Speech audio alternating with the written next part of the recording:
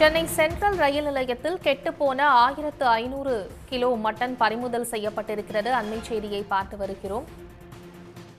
Central ரயில் நிலையத்தில் உள்ள parcel அலுவலகத்தில் 1556 கிலோ கெட்டுப்போன மட்டன் பறிமுதல் செய்யப்பட்டிருக்கிறது. சென்னை சென்ட்ரல் ரயில் நிலையத்தில் உள்ள பார்சல் அலுவலகத்தில் 1556 கிலோ கெட்டுப்போன ஆட்டிறைச்சி பறிமுதல் செய்யப்பட்டிருக்கிறது. சென்னை சென்ட்ரல் ரயில் நிலையத்தில் உள்ள பார்சல் அலுவலகத்தில் 1556 கிலோ கெட்டுப்போன ஆட்டிறைச்சி பறிமுதல் செய்யப்பட்டிருக்கிறது.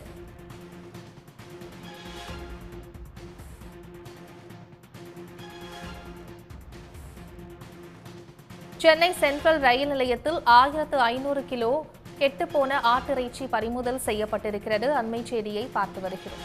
உடனுக்குடன் செய்திகளை தெரிந்து கொள்ள சன் நியூஸ் பெல் ஐகானை கிளிக் பண்ணுங்க.